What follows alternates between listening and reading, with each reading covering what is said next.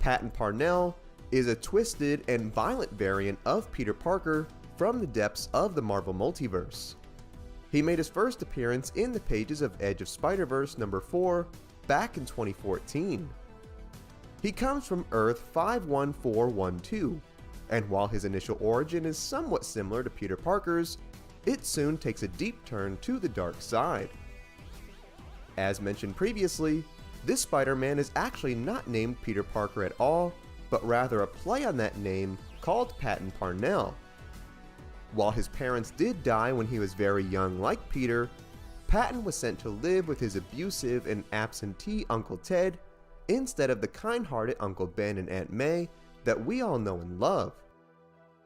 While Peter Parker was the shy yet chill type of dude, Patton was on the far end of the spectrum and was the shy, stalker, serial killer type dude, for he would spy on his neighbor Sarah Jane while she would get dressed and would refer to her as subhuman names such as test subject. While spying on her, he would sweatily remark that he wished to steal clothes from her room for scientific purposes. Yeah, you know those weird dudes that you come across on the internet that we all think need to get outside and touch grass? This guy, he needs to touch all the grass. In fact, he needs to become the grass and just leave us all alone. The following morning, Patton and his classmates headed on a field trip to Alcor Industries, which is this world's version of Oscorp. Surprisingly, pervy Patton was approached by Sarah Jane, who somehow thought he was a good person and asked for his help in exposing Alcor for their inhumane animal experimentation. Being the creepy simp that he was, Patton agreed, and when the pair got into the facility, they snuck into one of the labs where they attempted to free some of the caged animals. Reaching into a jar to free a spider, we all know what would happen next, as Parnell was bitten by the irradiated arachnid. The teens then mistakenly set off an alarm, where they were caught by building security. In trouble for the amount of damage they caused, Sarah Jane apologized and put herself at blame, saying that she put Patton up to all this, all while Parnell could do was internally remark on the strange burning sensation coming from his hand. I'm sure it's nothing to worry about. Just be a man and sleep it off like Tobey Maguire Spider-Man, and you'll be alright, man. That is just what Patton did, however, and instead of waking up with a sweet six-pack, he discovered bizarre web-like fluid had formed between each of his fingers.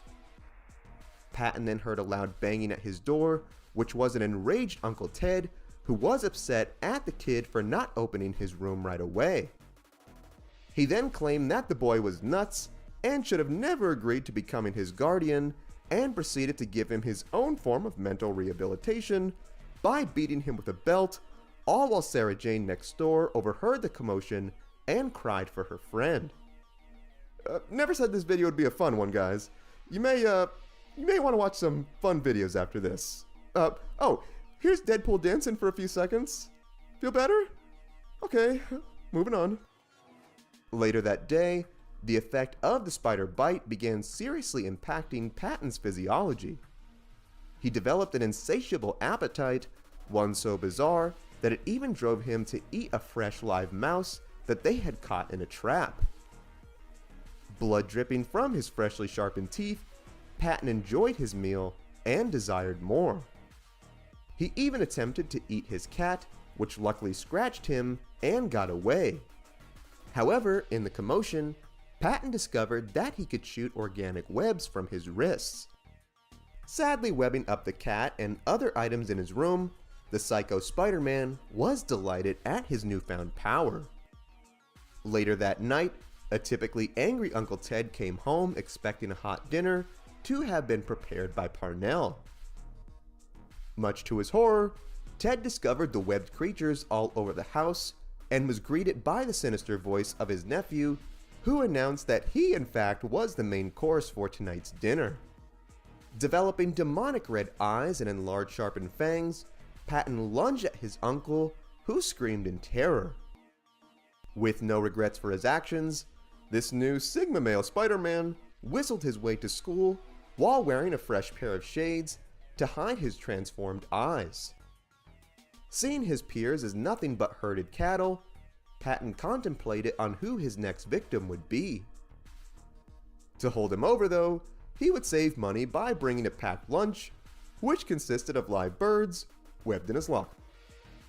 Before he could suck into his snack like a Capri Sun, Parnell was met by the high school bully Gene, who was up to stereotypical high school bully stuff.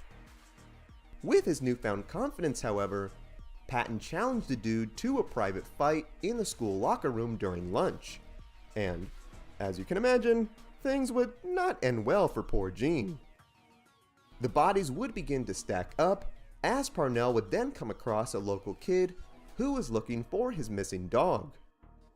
Telling the sad boy that he knew where the pooch was, Patton lured the child to his home, where he became next on the menu.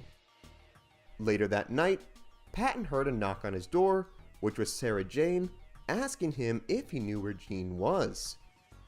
Confronting Sarah about what she saw in guys like Gene, Sarah's interest was piqued in Parnell's newfound confidence, where he pulled the boldest Sigma move ever by actually kissing a girl that he liked.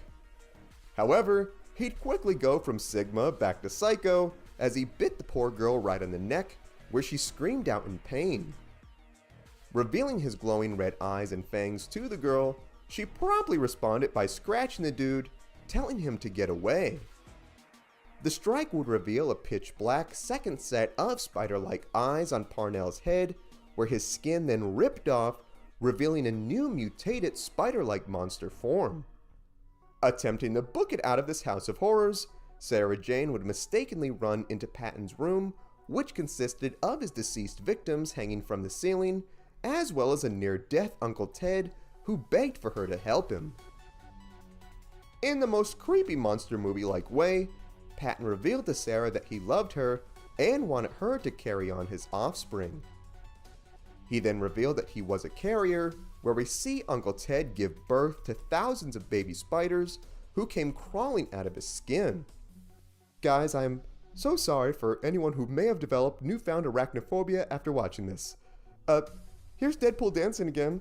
Is he helping? No? Oh well, I've done all I can do.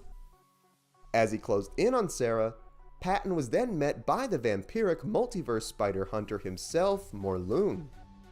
Not cool about getting his dinner date interrupted, Patton went to attack Morlun, only to get immediately owned by the vampire, who was delighted to have such a fresh spider snack.